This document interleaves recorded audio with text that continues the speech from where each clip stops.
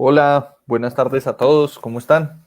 Estamos acá en una sesión nueva del Sancocho Urbano, hoy con Marisol y con Valentina para discutir eh, la conexión entre el diseño urbano y el ordenamiento territorial y pues la vida de las mujeres. Este es un tema pues que por lo menos para mí y supongo que para muchos de los que nos acompañan es bastante nuevo, es pues tratar de pensar cómo puede algo que parece tan distante como el ordenamiento territorial, algo que parece un poquito menos distante que es el diseño urbano, impactar de una manera distinta a los hombres que a las mujeres. ¿Y qué podríamos hacer para que las ciudades estuvieran diseñadas de una forma que las mujeres las puedan disfrutar más, pero también, pues, y viene de la mano con eso, que se sientan más seguros? Entonces, pues me gustaría comenzar porque ustedes se presenten un poquito y nos cuenten un poquito de ustedes. Entonces, si quieres, comienza Marisol. Okay. Bueno, Diego, gracias por invitarme. Un gusto estar aquí compartiendo también con Valentina, que ya habíamos hablado unos minutos antes, que nos hemos encontrado en distintos espacios. Yo soy arquitecta, estudié algunos años en la Universidad de Chile, en Valparaíso, y luego migré a Colombia y terminé en la Universidad Nacional, Arquitectura, aquí en Bogotá. Y me he dedicado en un buen tiempo al tema de la vivienda social durante muchos años, pero después fui, digamos, asumiendo temas del urbanismo, de la planeación urbana, desde la perspectiva de género, ¿sí? En el transcurrir de mi trabajo, de mi profesión, desde una ONG viviendista, eh, y dándome cuenta de las realidades diferenciales que de las mujeres en el acceso a la vivienda, en las problemáticas que tienen en la ciudad. Y digamos, me fui compenetrando en esa temática desde hace algunos años, desde el 87 soy parte de la Red Mujer y Hábitat de América Latina, Wow. donde venimos debatiendo estos temas desde distintos niveles. Y bueno, soy la directora de la Fundación ABP para el Desarrollo Social, que es una hija, una filial de la Asociación para la Vivienda Popular, ABP, que pues, tuvo una experiencia, donde tuvimos una experiencia bien importante en el tema de vivienda social durante varios años. Y ahora, como les digo, desde la Fundación ABP ya estamos más orientados a los temas urbanos desde el enfoque de género, derecho de las mujeres a la ciudad. Wow. Llevas 33 años en este tema. Yo Siempre, siempre hay cosas nuevas. me Siempre siento muy quitamos el desinformado. sombrero. Sí, wow. Bueno, ¿y tú, Valentina? Bueno, pues me encanta estar aquí hoy con ustedes. Mi nombre es Valentina Sánchez, yo soy psicóloga de profesión. Llevo ya varios años trabajando con el distrito en temas de políticas públicas y prevención de violencias basadas en género. Hice la maestría también en género y políticas públicas y pues fue como abrirme a la posibilidad de pensar también desde lo colectivo el tema de cómo las mujeres experimentamos pues la ciudad, nuestras vidas, nuestras relaciones. Eh, digamos que en este momento estoy trabajando con planeación también desde política LGBTI, que es un tema que me fascina también. Creo que ahí hay muchos encuentros y pues las apuestas obviamente como por abordar estos temas de violencias basadas en género. Y ya. Bueno, entonces, no sé si ustedes hayan leído libros como estos ahí en la cámara. Para Dummies, pero mejor dicho, estaba pensando, empecemos por ahí. Cuéntenme un poquito pues, desde la vasta experiencia de las dos, cómo es esto de género y ciudad para Dummies, para los que, digamos, nos estamos desayunando esto por primera vez, que el diseño urbano y la planeación urbana no impactan de la misma manera a los hombres y a las mujeres.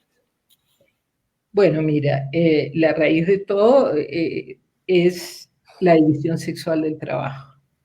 O sea, la división sexual del trabajo que pues, ya lleva varias varios siglos en relación a que el orden social y económico en determinado momento definió que las mujeres cumplíamos un rol y los hombres otro. Que las mujeres estábamos en lo privado y los hombres en lo público, ¿sí? Y las mujeres, al estar en lo privado, estábamos encargadas de todas las tareas de reproducción, ¿no es cierto?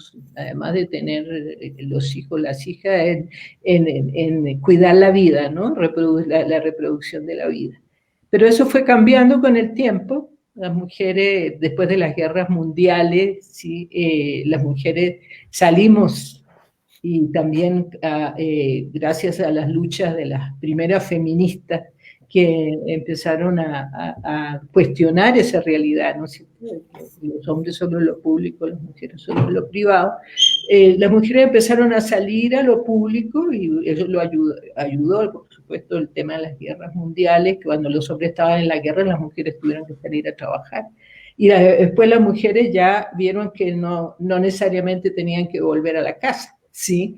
Que podían seguir trabajando y estudiando, y fueron cambiando las relaciones, y fue cambiando la realidad, pero resulta que las estructuras sociales, económicas que están representadas en cómo se diseñan las ciudades, cómo se diseña el urbanismo, los servicios, no han tenido en cuenta esos cambios, ¿sí? Y entonces, las ciudades hoy en día, si bien las mujeres ya hemos ido, estamos casi, pero no igual, representadas, ¿no es cierto?, en la población económicamente activa. Sí, todavía estamos un poco por debajo, pero hemos ido incorporando cada vez más, ¿no es cierto?, a la población económicamente activa de los países. Nos encontramos que todavía las responsabilidades de cuidado de las personas, las responsabilidades de reproducción están fundamentalmente en nuestras manos, ¿sí? Todo lo que es el trabajo doméstico, pero el cuidado de personas dependientes también. Nosotros cuidamos las niñas, los niños, las personas mayores, las personas con discapacidad. Y CEPAL, hoy en día, ha demostrado que esa es una de las fuentes principales de la desigualdad de las mujeres en la sociedad, porque no tenemos iguales salarios, ¿sí? Porque okay. Entonces, a ver si entendí yo paso a paso. Entonces, las mujeres asumen un rol público, pero en cierta forma no sueltan el privado. Sí, les toca seguir con las mismas responsabilidades que tenían antes cuando estaban pues prácticamente dedicadas solo a eso. No es que no lo soltemos, es que no, los hombres, nuestros compañeros, no pudieron. No han asumido, ni tampoco el Estado, porque también es vamos a ver más adelante, una función del Estado, el cuidado de las personas. Es una función, ¿no es cierto? Eso no se ha asumido plenamente, aunque ya hay cambios, ya hay transformaciones, ya han empezado en diferentes escenarios y ciudades y, digamos, a nivel de política, a reconocer lo que se ha llamado la economía del cuidado y cuál es el aporte que hacemos las mujeres a la sociedad con el cuidado, y lo fundamental que es esto. Y entonces ya se ha empezado a cuestionar y a buscar, bueno, ¿qué hay que hacer? ¿Cómo distribuimos esas tareas? ¿Cómo los hombres, ¿no es cierto?, nuestros compañeros, nuestros hijos, pueden también asumir estas tareas y descargar a las mujeres, ¿no es cierto?, de esa tremenda responsabilidad y de esa tremenda carga que nos limita en muchos sentidos y que marca una diferencia fundamental de cómo vivimos la ciudad, ¿sí? Entonces, ese es un primer elemento. Pero hay un segundo elemento que también se desprende de ahí, que es la violencia hacia las mujeres. O sea, la misma sociedad, ¿no es cierto?, patriarcal, que tiene esta mirada patriarcal, que las mujeres y los hombres somos patriarcales, no es que solamente estamos bajo, ¿no es cierto?, una determinada organización social que se llama patriarcal, en donde el hombre ha tenido un poder sobre las mujeres y sobre hijas e hijos. Y tú sabes que con el tiempo las mujeres hemos ido ganando espacio para el voto, hemos tenido que ser reconocidas como personas, hemos tenido que ser reconocidas en nuestros derechos humanos. Eso ha sido una lucha, ¿sí? Una lucha del movimiento feminista, de las organizaciones de las mujeres. Pero el tema de la violencia hacia las mujeres se sigue pensando en el imaginario que es una forma de control del comportamiento de las mujeres, ¿sí? Entonces eso también se marca, está muy marcado en la ciudad y cómo se vive, ¿sí? Entonces, quería señalar esos dos elementos y luego los impactos, o sea, cómo esto impacta en la vida cotidiana en el uso de la ciudad, ¿sí? Yo también creo que hay, pues puedo meter la cucharada, ¿cierto? Claro.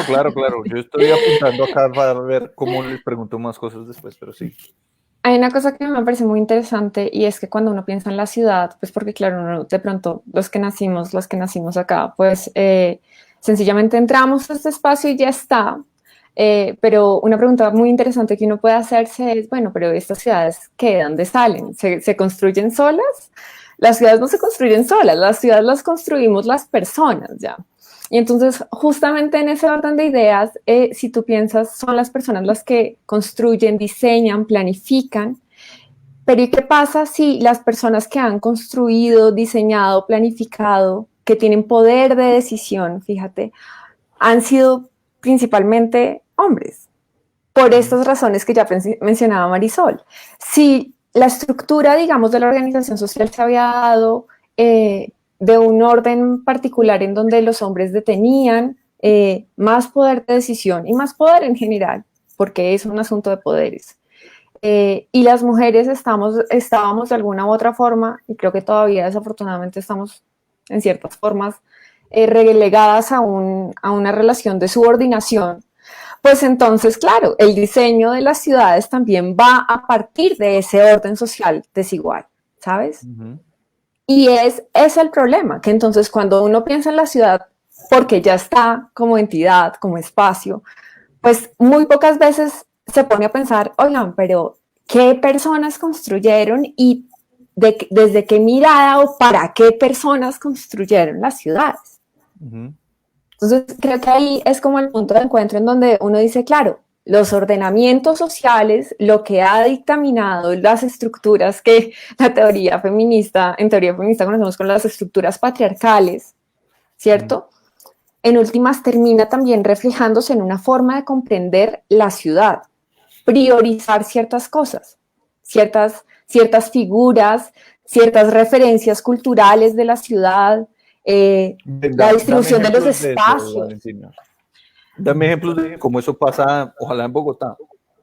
Yo recuerdo que hace un tiempo en la Secretaría de la Mujer hicieron un ejercicio muy simpático que en verdad a mí me pareció muy novedoso y era rescatar las figuras femeninas que hubiera, por ejemplo, en las esculturas de la ciudad, las esculturas públicas. Sí, muy poquito. Exactamente. No creo que eso sea gratuito ya. O sea, no es que... La de las Américas tiene como... La de banderas tiene como 30 mujeres, no sé si las cuenten por aparte. Y tocó además hacerle una recuperación importante porque esa escultura en particular había tenido en años anteriores, recuerdo yo, un desgaste terrible porque la gente pintaba encima de las mujeres, de alguna forma no había un cuidado, ni siquiera como un reconocimiento de, bueno, ¿quiénes son esas mujeres? ¿Sabes? Sino como... Nosotras, hace algunos años, desde la Red Mujer y Hábitat, hicimos un programa regional con varios países, 6 países distintos participaban, estaba Bogotá, Colombia, participó Bogotá y Medellín.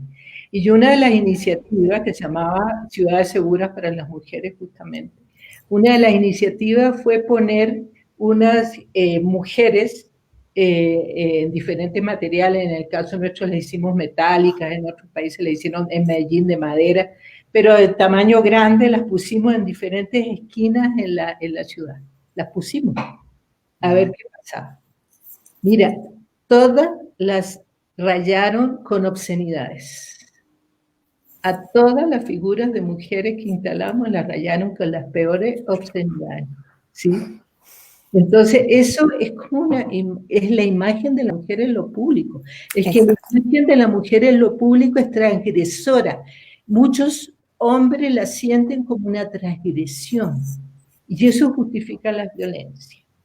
O sea, la violencia no es el borracho, no es lo que se quiere decir, no, es que era un drogadicto. No, la violencia contra las mujeres en todos sus niveles, hasta el feminicidio, la violación, son, esto lo investigó una investigadora maravillosa, ¿no es cierto?, que es Rita Segato, que se fue a hablar a las cárceles con los violadores. ¿Por qué? Para comprender el fenómeno, sí. Para comprender. Dice, no, es que a las mujeres hay que aleccionarlas. Se están tomando el mundo, están transgrediendo. Entonces la violencia hacia las mujeres es controlar, así sea en el espacio privado como en el espacio público. Controlar un comportamiento que no corresponde porque las mujeres deben estar en su casa, deben vestirse de tal manera, no tienen que andar provocando. Es decir, si ustedes se acuerdan, ¿cómo se llama? Performance que hicieron en Chile en diciembre o en noviembre del año pasado, ¿no es cierto? Que no era mi culpa ni cómo estaba vestida ni dónde estaba. Sí, el verso, digamos, es al revés. Digamos, representa eso, es decir, siempre se nos culpa a las mujeres por estar en el espacio público. ¿Por qué estaban ahí? ¿Por qué estaban a esa hora? ¿Por qué tenía minifalda? ¿Por qué estaba vestida así? Porque andaba sola, ¿sí? Provocó. Entonces, el tema de la violencia hacia las mujeres expresado en la ciudad es muy fuerte. La violencia en el espacio público hacia las mujeres es muy fuerte. El acoso en el transporte público. En cualquier espacio público, el manoseo, el que te dicen cosas terribles, ¿sí? Así que, así sea que te digan, ¿no es cierto?, que, ay, qué tan lindo, te digan vieja fea, o sea, cualquier cosa ambas cosas, ¿cierto?, son una agresión, y es una limitación fundamental a la ciudadanía, al uso de las mujeres de la ciudad, porque las mujeres usamos la ciudad con temor. Exacto. Tenemos que buscar por dónde ir. ¿Dónde será más seguro? ¿Sí? Y la ciudad, es decir, si bien lo que estamos diciendo es que estas violencias hacia las mujeres están explicadas y están justificadas desde una creencia, ¿no es cierto? De una creencia, de un imaginario que lo determina una manera dada desde hace mucho tiempo de organización social, ¿no es cierto?, en niveles de poder de los hombres sobre las mujeres. También hay factores en el diseño de la ciudad que propician o facilitan, ¿no es cierto?, estas violencias. Ok, me interesa un poquito ese detalle. Este es un punto bien importante cuando vamos a hablar de diseño, cuando vamos a hablar de planificación, porque fuera de las campañas de transformación cultural, que son importantísimas, que hay que seguir haciendo, desde los niños, ¿no es cierto?, y las niñas pequeños, desde los colegios, pero también en la planificación de la ciudad es muy importante escuchar a las mujeres en cuáles son los factores que propician o facilitan estas violencias, ¿sí? Entonces, ese es un tema, hemos hablado de dos temas, el tema del cuidado, que para que no se nos olvide, porque también tiene un impacto muy grande en la organización de la ciudad y cómo vivimos las mujeres en la ciudad, y el tema de la violencia, ¿sí? Ok, pero me gustaría como profundizar un poquito en esto, porque son detalles que a veces, pues no todos estamos conscientes de eso, pero la historia de Bogotá como ciudad, que ya vamos a cumplir 500 años, pues no habíamos tenido una alcaldesa mujer, sino hasta ahora, y bueno, secretarias de planeación hemos tenido varias muy eminentes, pues Carolina Botero, Carmen Saldías, no sé si antes de Carolina haya habido más, pero pues ellas dos por lo menos han tenido un impacto enorme en la historia de Bogotá. Pero me interesa saber, además del tema de las estatuas, ¿tú qué crees que habría sido distinto en la forma de Bogotá si hubiera habido más mujeres determinando pues cómo funcionan los espacios públicos, el ordenamiento territorial, etcétera? Entonces, Sí, no es lo que, o sea, miremos lo que podríamos hacer, o sea, uh-huh. y lo podemos mirar hoy en día, decir lo que está pasando. Eh, por ejemplo, hoy en día hay no solo en Bogotá, a raíz del tema de la pandemia, en muchas ciudades, ¿no es cierto?, se está tratando de priorizar la bici, las ciclorrutas, ¿sí? Uh-huh. Pero resulta que en una encuesta que hicieron desde Movilidad, de la Secretaría de Movilidad, el año pasado, a finales del año pasado, o sea, es muy reciente, se constata que las mujeres se sienten muy inseguras en la bici, sobre todo en la noche, ¿sí? Y determinan ciertos factores, ¿no es cierto?, por los cuales se sienten inseguras, ¿sí? Entonces, eso suma a otros factores que ya hemos recogido a través de nuestro trabajo cuando las mujeres dicen por qué se sienten inseguras, o sea, la falta de iluminación, ¿sí? Los puentes, por ejemplo, peatonales para las mujeres son sumamente inseguros, o sea, la falta de iluminación en las calles, los puentes, el que haya escombro, el que haya basura, el que haya apropiación de determinados espacios por parte de un sector y no sea de uso, digamos, múltiple en el sentido de que haya mucha gente distinta. Cuando usa el espacio público un sector de la población, por ejemplo, pandillas, ¿sí? Por ejemplo, solo hombres que juegan fútbol, y no hay una multiplicidad de actores, ¿no es cierto? Hombres, mujeres, niños, niñas, de diferentes edades.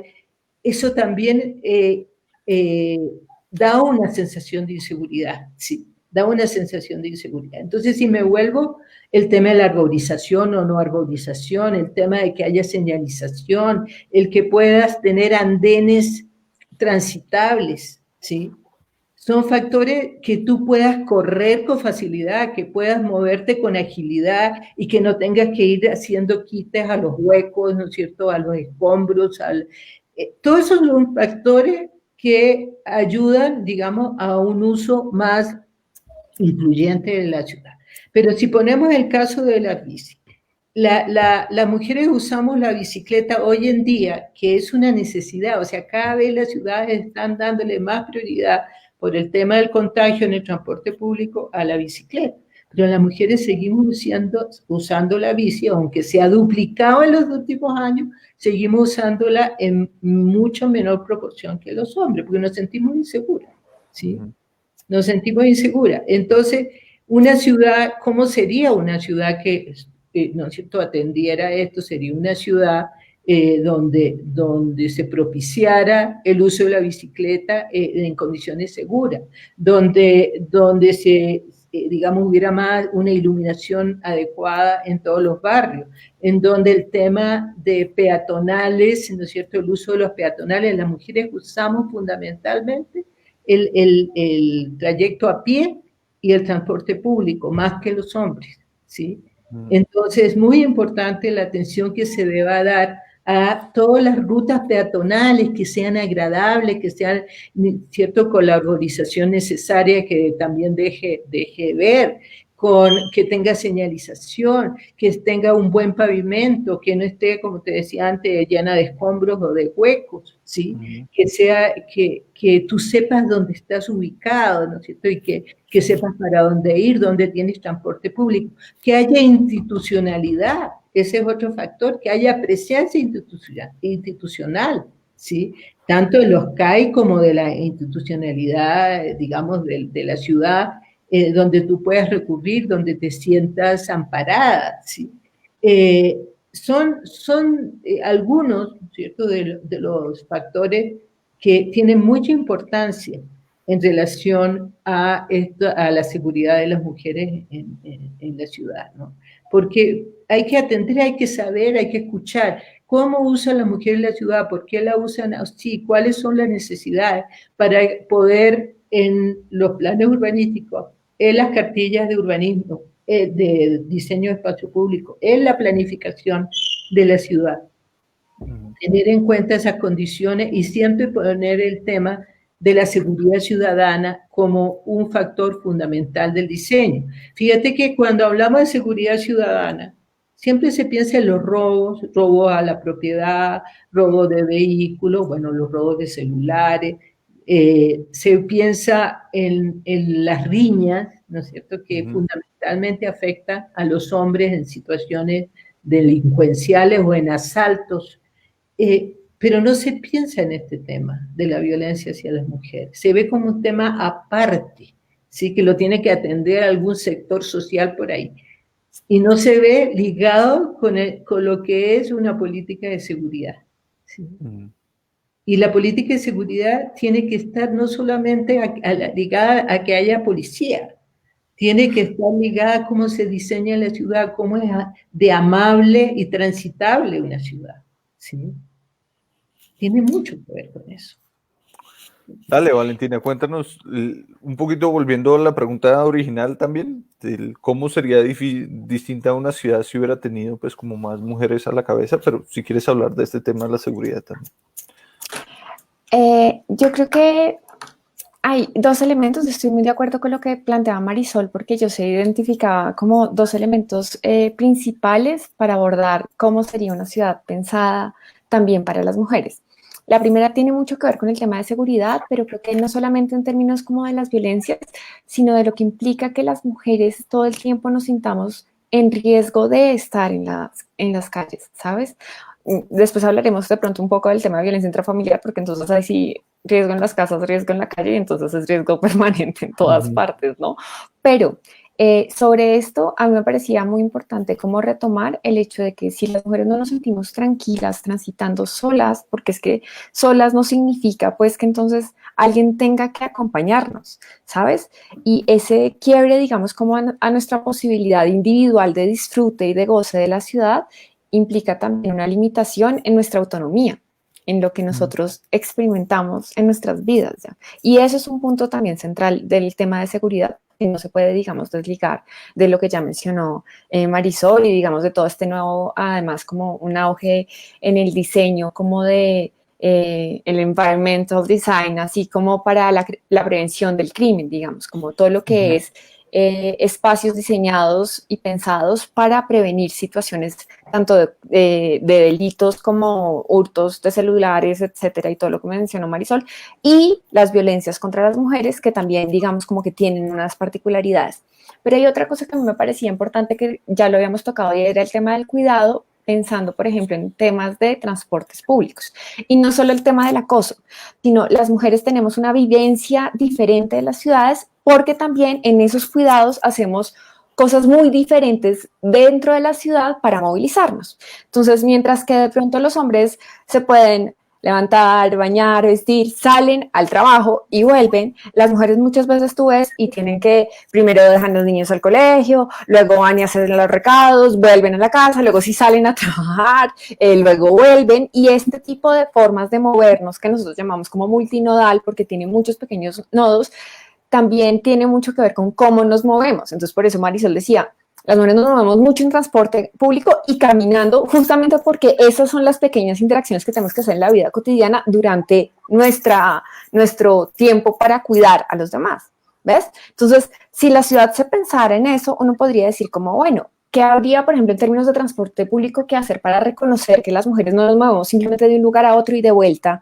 sino que tenemos que hacer varios trayectos en un mismo día, en términos económicos? O sea, ahí habrían cosas interesantes que pensar, ¿cierto? Totalmente. Sí, entonces lo que estamos tratando de decir es que en el territorio están expresadas, ¿no es cierto?, todas estas desigualdades que tenemos, que afrontamos las mujeres en el día a día, ¿sí?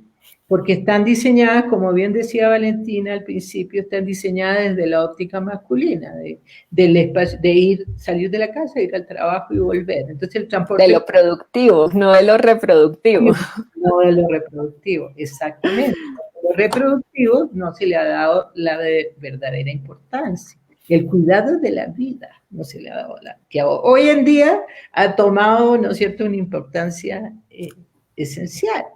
Entonces, las ciudades están diseñadas en esa lógica masculina. Entonces, las mujeres nos hemos tenido que ir acomodando, salimos al trabajo, salimos al espacio público, salimos a lo público, pero nos hemos tenido que ir acomodando en una ciudad que no responde a esas necesidades, ¿no es cierto?, y esas desigualdades que afrontamos. Entonces, en el tema que toma Valentina, pues el tema del cuidado, nosotras, como bien lo dice ella, vamos a hacer la compra, vamos a dejar niñas y niños al colegio, a la guardería, si es que la hay, al tema del centro, la mamá al centro de salud, fuera de ir a buscar, ¿no es cierto?, nuestros ingresos, porque adicionalmente sabemos que hoy en día el 41% de los hogares en Bogotá son jefaturas. Liderados por mujeres. ¿Sí? O sea, 41%. Wow. Yes. 41, ha crecido de una manera en pocos años, del 2017 de 2016 a la encuesta que se hizo el 17-18, 41%. Oye, una pregunta por curiosidad, pero ¿cuántos hogares tienen, pues en porcentaje, una jefatura pues de un hombre soltero, pues soltero? Digamos, solo. Mira, no tengo el dato exacto, pero es bajito. O sea, son muy poquitos los hombres que tienen ellos jefatura monoparental. La mayoría, el 41%, digamos, de la jefatura monoparental está en manos de mujeres y el resto en parejas, ¿no es cierto? Sí. Entonces, el tema con todos estos cruces es que salir, compatibilizar la vida familiar con la vida laboral, ¿no es cierto?, nos genera a las mujeres una organización distinta del tiempo, totalmente distinta. Y del espacio. Claro, del espacio, del tiempo, del espacio. Las distancias, por ejemplo, el tema de la segregación urbana, es un tema tremendo, porque los recorridos que la mayor parte de las mujeres tienen que hacer de la periferia a los centros de trabajo, se ha demostrado también con cifras de CEPAL, de la Secretaría de la Mujer, las mujeres nos demoramos más de 2 horas, o sea, se demoran las mujeres de sectores populares, o sea, más de 2 horas, se demoran más que los hombres. Hay este fenómeno que la ha demostrado. Tenemos que hacer recorridos más largos por el mismo hecho de que tenemos que repartir, ¿no es cierto?, a nuestras personas que están a cargo nuestro, tenemos que hacer la compra, tenemos que hacer tantas cosas, además de ir a trabajar. Entonces, nos demoramos, además salimos más tarde. Hay un estudio muy serio de Paula Girón en Chile, que estudió desde desde el desayuno, cómo se levanta la familia, a qué hora salen los hombres, a qué hora salen las mujeres, cómo usan el transporte. Y claro, los hombres salen más temprano, llegan más temprano. Las mujeres, como tenemos que además ver la casa, organizar, los niños salimos más tarde a la hora pico. Entonces, eso también afecta a que nos demoramos más en el trayecto, y que son trayectos de 2 horas, hora y media para llegar a un lugar. Entonces, eso te plantea también un cuestionamiento a cómo está organizada la ciudad. O sea, los hombres también se demoran, y la segregación es un problema que afecta tanto a hombres como a mujeres, pero nos afecta mucho más a nosotras, por esas múltiples tareas que tenemos, porque tenemos que salir a otras horas, porque tenemos que cumplir otras funciones. Entonces, se viene hablando hoy en día mucho, y también se ha remarcado lo que venimos diciendo de hace tantos años. La pandemia nos está dando la razón, o sea, el que necesitamos servicios y equipamientos cercanos para el cuidado de la vida, ¿sí? Bueno, entonces vamos a hablar de eso, que es el otro tema que mencionabas al comienzo, y que es esto, pues, del sistema de cuidado. Esto es, otra vez, para mucha gente es nuevo, pero esta alcaldesa pues ha dicho, mire, esto va a ser uno de los temas en que yo más voy a trabajar. La Secretaría de la Mujer también ha dado pues una pelea muy importante para explicarle a los otros sectores por qué es importante esto. Cuéntenos otra vez para Dummies, ¿qué es el sistema de cuidado? Y igual de importante, eso, ¿cómo se ha tal vez aplicado en otros sitios, en otras ciudades? ¿De qué podemos aprender? Bueno, mira, el sistema, hay algunas definiciones básicas, ¿no? Una cosa, el trabajo de cuidado, ¿no es cierto?, se entiende como aquellas actividades que realizamos para garantizar la supervivencia y la reproducción de la vida. Y la economía del cuidado, ¿no es cierto?, es ese proceso de distribución y de consumo de los servicios de cuidado dentro y fuera del hogar.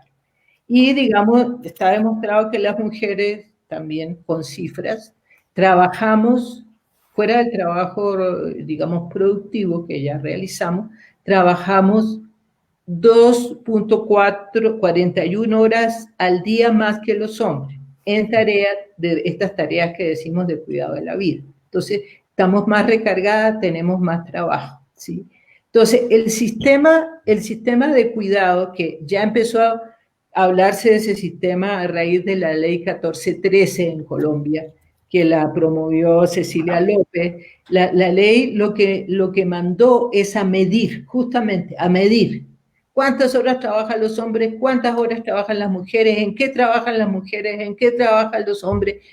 Y desde entonces se viene haciendo una encuesta de hogares que está midiendo eso. Ya se han hecho 2 y es muy interesante, donde ha quedado de manifiesto ese recargo que tenemos las mujeres por el cuidado de las personas, por el trabajo doméstico y el cuidado de las personas dependientes, personas mayores, niñas, niños de primera infancia, niños, digamos, escolares, personas con discapacidad, que está fundamentalmente en nuestras manos. Entonces, ya existe una medición.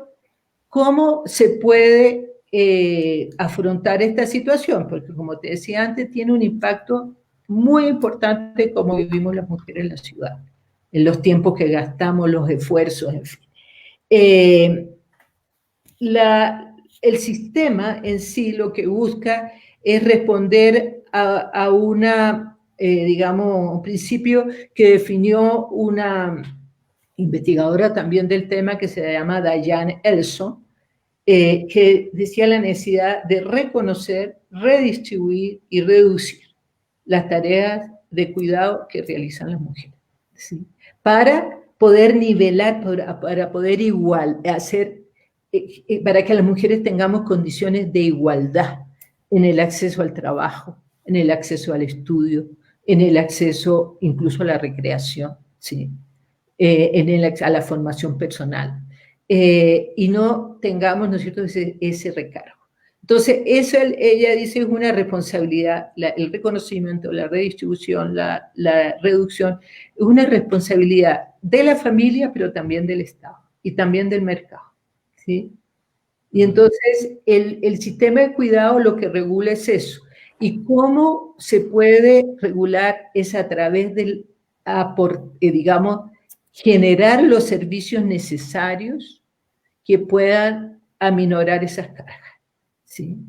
¿Qué son los servicios necesarios? Guarderías, o sea, todo lo que es atención de la primera infancia, centros día, centros noche, para atención a las personas mayores, centros de atención a las personas con discapacidad, pero no medidos desde solo la demanda de la población vulnerable, sino como se ha hecho hasta ahora, porque hay política, en Colombia hay política, en Bogotá hay política en el sentido de cuidado de personas vulnerables, de primera infancia, personas mayores.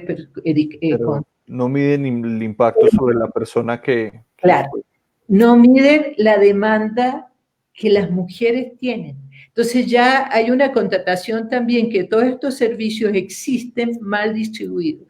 Existen más para las clases medias y altas y las mujeres de sectores populares tienen una carencia tremenda de estos servicios, porque están un poco orientados a quién los puede pagar también. Hay un nivel que es población vulnerable, que se atiende, que no está mal, que hay que atenderla, pero no, como no está pensado en el cuidado, ¿no es cierto?, en descargar a la mujer, y para que las mujeres podamos tener autonomía económica, o sea, la función del sistema de cuidado es que las mujeres tengamos autonomía, ganemos en autonomía económica, ¿sí? y entonces y podamos nivelarnos con los salarios, ¿no? Con los tiempos, ¿no es cierto?, dedicados al trabajo. Es muy importante poder identificar cuántas mujeres jefas de hogar con niños y personas mayores dependientes a su cargo hay en los barrios, en las localidades, cuál es la demanda, ¿no es cierto?, real de estos servicios, ¿sí?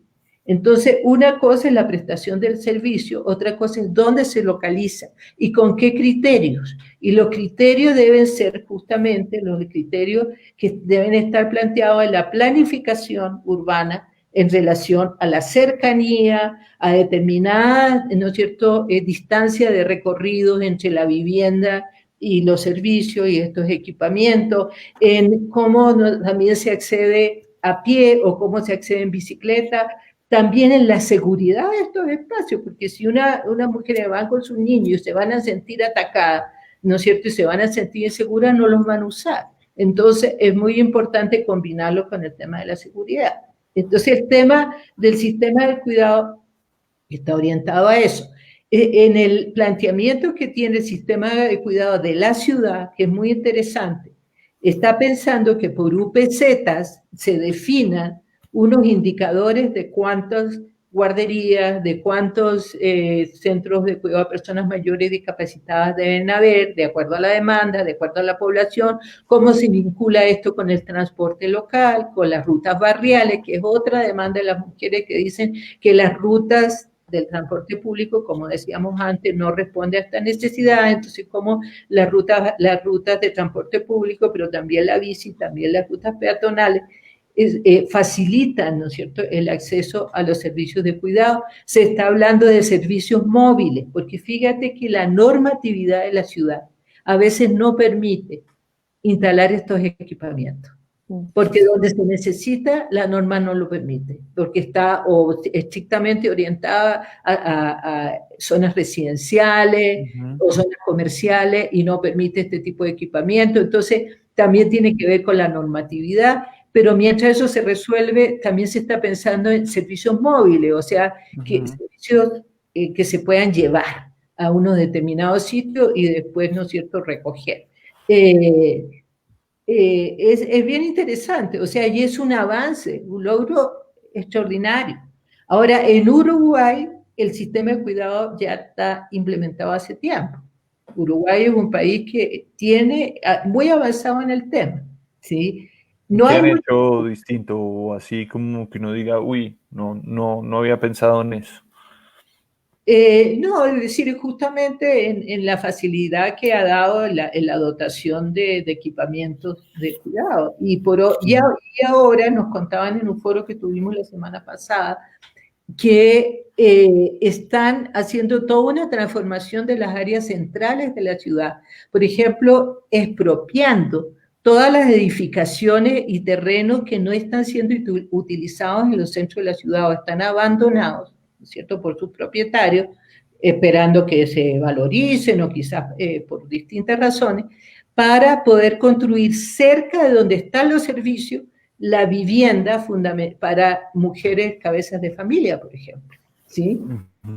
Donde de sectores, digamos, de bajos recursos, vivienda de interés social, porque para no seguir extendiendo la ciudad, para que no sea seguir segregándola, porque cada vez que segregas, es decir, que construyes, ¿no es cierto?, las viviendas en la periferia, ya te decía, los tiempos de transporte, pero también lo que significa acercar los servicios. Si queremos ser, ¿no es cierto?, equilibrados, incluyentes, tendríamos que llevar todo este tipo de servicios que se necesitan a las periferias. Pero ¿hasta cuándo? ¿Hasta cuándo vamos a seguir creciendo? Eso hay que hacerlo. Ya hay un hecho. La ciudad ya está extendida, ya está segregada. Entonces, hay que llevar los servicios, hay que llevar los equipamientos. Pero ¿cómo evitamos, cómo trabajamos, ¿no es cierto?, el tema de renovación urbana, de revitalización que lo está planteando esta alcaldía en función, ¿no es cierto?, de una vivienda social que esté cerca de los equipamientos, cerca de donde hay más oferta de servicios, no solamente de cuidado, también culturales, ¿sí? O sea, el tema cultural, el tema de acceso a la cultura, es decir, el tema de acceso a espacio verde, a zonas recreativas, que son parte del cuidado, sin duda. ¿Sí? Claro. Te voy a interrumpir porque me interesa que la gente que nos quiera hacer preguntas, pues que les quiera hacer preguntas, porque hoy se trata de ustedes, lo pueda hacer. Entonces, María Isabel, no sé si nos ayudas. Sí, María Isabel Botero pregunta, ¿cómo puede aportar la planeación de la ciudad a la situación de las mujeres desplazadas del campo? Bueno, a ver, Valentina. No, es que solo como un pequeño comentario, no sé si sea una respuesta muy completa, pero a mí una de las cosas que más me causa impresión, como de cuando las mujeres llegaban en situación de desplazamiento forzado a la ciudad y que entonces a dónde mandamos, justamente en dónde ubicamos a estas mujeres como ciudad. Generalmente pasa lo que Marisol mencionaba antes y era que las ubicamos en las periferias y las periferias están separadas de los accesos a la cultura, de los equipamientos, etcétera, pero además los espacios en donde, por ejemplo, podríamos ubicar a personas que fueron desplazadas por la violencia son espacios generalmente, ¿cómo decirlo?, en donde es difícil tener un sentido comunitario colectivo del espacio público ya. Entonces, pongo un ejemplo que se me ocurre y es el ejemplo de Bosa y toda la parte como más lejana, digamos, de Bosa. Esta localidad, digamos, que tiene varios proyectos de inversión para personas en situación de desplazamiento, pero son estructuras también, ¿cómo decirlo?, un poco bruscas incluso en su forma como de presentarse estéticamente ya. Estos edificios muy grandes, pero no hay espacios para compartir, no hay espacios como para crear comunidad y entonces se pierde un poco el tema relacional de los espacios. Los espacios están ahí para que nosotros los gocemos y los vivamos, pero si de golpe esos espacios no están diseñados de una forma en que tú digas, oh, qué chévere ir a este espacio, qué chévere venir con mis hijos, con mis hijas, o a parchar con mi novio, pues uno dice, de pronto, claro, ahí las mujeres pues las podríamos ubicar, pero entonces, ¿cuál es el impacto tanto individual como colectivo y social que tienen ese tipo de espacios? No sé si se logre, ya. O sea, a lo que hoy es no sé si se logre. Claro, el concepto hábitat es otro concepto que tiene que estar muy claro en la planificación. O sea, la vivienda no es el techo, lo venimos diciendo una vez. Sí, ya parece como un run ahí, pero cada vez más es más, digamos, necesario. Igual, repito, la pandemia nos ha develado esta situación, la necesidad de transformar el criterio que tenemos hoy en día para el desarrollo de la vivienda, de la vivienda social. O sea, tú no puedes separar la vivienda de todos los servicios complementarios que aportan a la vida cotidiana. Y dentro de eso, el hacer comunidad, ¿cierto? El hacer comunidad. Yo me acuerdo, lo digo cortico, hay un programa que desarrolló Bachelet en Chile cuando era presidenta en su primer periodo que se llamaba Quiero mi barrio. Porque en Chile habían hecho N programas de vivienda tirados en un terreno, sin absolutamente ningún servicio, ni sin ninguna, digamos, amabilidad, manejo de espacio público, dotación de... Y ahí, digamos, había unas dificultades tremendas. Y entonces, el Quiero mi barrio fue acercar el Estado a los barrios, a ver qué necesidades tenían. Lo primero, establecer un salón comunal, crear comunidad, reunirse con la comunidad y ver cuáles son sus necesidades, qué cosas querían las mujeres, qué cosas querían los hombres, las personas mayores, niñas y niños, cómo priorizaban entre ellos el mejoramiento de los barrios. O sea, es muy importante lo que dice Valentina, o sea, nosotros no podemos desligar el generar, ¿no es cierto?, programas de vivienda para mujeres desplazadas del campo a la ciudad, para mujeres víctimas de violencia, para mujeres víctimas de diferentes tipos, y simplemente, ¿no es cierto?, hacer ahí unas edificaciones y decir, bueno, vean y cómo las viven, ¿no? Es decir, el generar comunidad, Hoy en día, por ejemplo, en torno también a la agricultura urbana se pueden generar cosas maravillosas. Entonces, hay que tener muy claro, ¿no es cierto?, el tema de hábitat, de la habitabilidad, del sentido comunitario del vivir, ¿no? Y que eso también está ligado al cuidado. ¿Algo más? Perdón, María Isabel. ¿Alguien más? Pues Eloisa nos pregunta que si creen que el suelo mixto contribuye a facilitar la vida de las mujeres, que es un poco lo que se ha venido hablando, y quizás yo tenga una y es pensar en las mujeres en condición de discapacidad, como pensarse una ciudad con esa condición interseccional específica de mujeres en discapacidad. Sí, mira, el uso mixto lo hemos venido defendiendo. Las ciudades compactas, la proximidad de servicios y uso mixto es muy importante para poder justamente utilizar la ciudad con todas sus capacidades y eso va como respuesta diferente al tema de la extensión.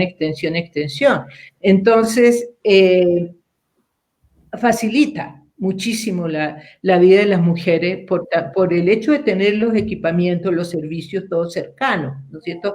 Y a eso se refiere también el uso mixto, ¿no? El no tener zonas especializadas, es que la tendencia del urbanismo en las décadas pasadas era especializar la zona de industria, la zona de comercio, la zona de vivienda, la zona... Eso ya no puede ser. O sea, ya se ha visto que eso atenta contra, digamos, la convivencia, pero también fundamentalmente con todo el tema de poder compartir las tareas de cuidado entre hombres y mujeres, porque las tareas de cuidado no las vamos a seguir haciendo solo las mujeres, o sea, cada vez tenemos que compartirla más con los compañeros e hijos, ¿no es cierto? Entonces, y eso facilita para todos, para cualquier persona, ¿no es cierto?, el tema. ¿Qué más había dicho ahí en la pregunta? Las mujeres con discapacidad. Bueno, mira, la accesibilidad universal es un tema que lo tenemos que abordar, pero a profundidad. Aquí el hacer rampitas, que yo fíjate que me partí una pierna que me costó mucho resolver el tema, tuve como 2 años, y me di cuenta de todos esos problemas que tenía que andar con muleta. Las rampas son pavorosas, o sea, cuando hay rampa o cuando hacen algo que busca alguna accesibilidad de las personas con discapacidad, están mal hechas. Entonces, el tema de la accesibilidad universal en los barrios, donde se hacen los programas de vivienda, en el centro de la ciudad, en todas las localidades donde se pueda caminar, es fundamental el poder llevar un coche, el poder llevar un carro de mercado, ¿sí? Si la idea, ¿no es cierto?, de los servicios de proximidad no van ligados a la accesibilidad universal, es muy poco lo que estamos logrando también, ¿sí? Porque Bogotá tiene mucho problema en ese sentido, ¿sí? Los andenes, cada uno en su altura, el tema de las rampas mal hechas, el tema digamos, de huecos. Entonces, es un tema fundamental para poder apoyar a todas las personas con discapacidad. Incluso en el tema de ciclorrutas, que ya decía, ha cobrado tanta importancia, el poder transportarse con los carritos, ¿no es cierto?, eléctricos para personas con discapacidad, es muy importante preverlo también. También de pronto pensar como que hay muchos tipos de discapacidad que son muy diferentes, ¿no? Y pensar desde un enfoque diferencial necesariamente pasa por pensar cuáles son esas necesidades diferenciales que tienen las mujeres y pues en general las personas que habitamos la ciudad. Yo pensaba, por ejemplo, esas baldosas, no sé si ustedes las han visto, pero pues de pronto sí, como es en estos andenes que son grandes, que son unas baldosas que tienen como unos punticos. Y yo hace poco tiempo me puse a pensar por eso, ¿por qué tiene punticos? ¿Cuál es el sentido de esta cosa? Resulta claro que eso tiene un sentido para las personas que tienen, por ejemplo, una discapacidad visual, pero si no está bien puesto, pues no sirve para nada. Claro. Entonces puede ser decorativo, fantástico, pero si no sirve, y creo que la ciudad es para eso, cosas que nos sirvan y cosas que nos permitan generar mayores grados de bienestar, pues en últimas tú puedes hacer el ejercicio de ponerlo en una cuadra, pero si esa cuadra no tiene continuación, pues solo podrás moverte en esa cuadra. Claro, claro, ese es el otro tema que dice Valentina, sí, tenemos que darle continuidad, ¿no es cierto?, y tener todos los elementos necesarios para las distintas discapacidades, y eso también me lleva a decir, bueno, estamos hablando de las mujeres no somos todas iguales, tenemos diferentes condiciones de raza, de etnia, de origen, ¿no es cierto?, de condición social, que también nos hacen, nos producen distintos tipos de desigualdades. Entonces, es muy importante también esta mirada desde lo que se llama la interseccionalidad, ¿no? Es decir, no pensar que somos homogéneas, porque en absoluto, ¿no? Y también está el tema ¿no es cierto?, de las distintas opciones sexuales, ¿no es cierto?, el tema del LGTBI, es decir, el pensar, ¿no es cierto?, en hacer ciudades incluyentes para las mujeres, también pensar en incluir a todas esas sectores, ¿no es cierto?, y poblaciones que han sufrido discriminación. Justo iba a decir eso y era un poco como cómo también desmitificamos ciertas cosas, ¿no? Porque desde un punto de vista interseccional, por ejemplo, la pregunta sobre los territorios que han llamado como de alto impacto con el tema de actividades sexuales pagadas, que también es un tema pues que conocemos que tiene unas implicaciones muy, muy fuertes en la distribución de la ciudad, tiene mucho que ver con el tema cultural y es por eso que volvemos otra vez al inicio. Recordemos que las ciudades las construimos las personas y las personas tenemos prejuicios sobre ciertas actividades y generalmente esos prejuicios caben sobre actividades principalmente feminizadas. Entonces, si además conectas desde otro punto de vista así diferencial e interseccional con personas, por ejemplo, mujeres trans que están realizando actividades sexuales pagadas, pues ahí todavía hay unas necesidades incumplidas a nivel estatal muy, muy fuertes y que se deberían pensar también en términos de cuidado, en términos de seguridad, pero para pensarlo en macro, en términos de diseño de la ciudad y de cómo la ciudad y el diseño tiene que ver con cómo nosotros también hemos históricamente excluido. Eso me recuerda, no sé si alcanzo, me estoy tomando mucho tiempo. Dale, no sé. La última. A mí me interesa mucho este tema porque quiero hacer otra charla después sobre el tema pues, de prostitución exclusivamente. Y... Mira, es que hace unos años, en el 2014, participé con el colectivo de mujeres de Medellín justamente en un proceso de incidencia en el plan de ordenamiento territorial de Medellín. Y cuando estábamos en la reunión llegó una comisión de mujeres trans y a plantearnos cuáles eran sus posiciones. Y ellos decían, mire, las mujeres trans somos absolutamente vulnerables en el sentido de que la mayoría no tenemos apoyo de nuestras casas, tenemos una tremenda discriminación y y eran unas chicas muy, digamos, en este caso eran chicas de clase media las que fueron a hablar con nosotras y decían, y caemos con mucha facilidad en el tema de la explotación sexual por todas estas discriminaciones que tenemos, y entonces es muy importante que la ciudad nos pueda brindar equipamientos para nosotros poder alojarnos, ¿no es cierto?, y poder tener algún tipo de ayuda en el tema de la violencia contra nosotros. Entonces, mira cómo se puede ir hilando fino, ¿no es cierto?, en el sentido de cómo ir pensando servicios y equipamiento para las diferentes poblaciones que componen una ciudad, ¿no? Perdimos a Valentina. Bueno, pues digamos, a mí, para ir cerrando, a mí me llama mucho la atención de lo que hablan ustedes dos. Es que en cierta forma, pues lo que veo, así sin ser un experto en el tema, por supuesto, es que cuando dicen que las mujeres caminan más y usan más transporte público, que están mucho más pues, en el espacio público tal vez que los hombres, digamos, se me cruza mucho con la idea de que simplemente tener un mejor urbanismo en general quizás beneficiaría más a las mujeres que a los hombres. No sé qué hacer. Y yo creo que pues, lo cual nos me alegra. beneficiaría igual, ¿no? La idea es que a través de reconocer estas desigualdades y solucionarlas es una ciudad amable para todo el mundo. Por supuesto. Digo eso es más, tal vez porque lo que les he entendido es que pues, las condiciones en que las mujeres conviven con la ciudad hoy en día son mucho peores. ¿sí? Claro. Y que el hecho de mejorar la ciudad pues haría una diferencia para los dos, pero Claro. quizás lograría hacer una diferencia más grande para las mujeres.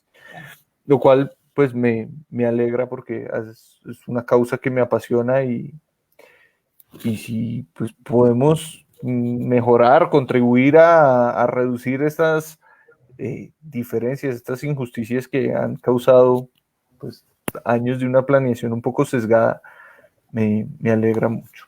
No sé, yo les agradezco mucho, ha sido muy pedagógica para mí la charla, espero que para muchas otras personas que nos acompañan también, supongo que también tendremos personas que pues son expertas como ustedes acompañándonos, pero digamos, creo que parte de este ejercicio es un poco que los hombres también entendamos por qué todos estos temas son importantes. Porque tiene que ser una causa compartida, ¿no?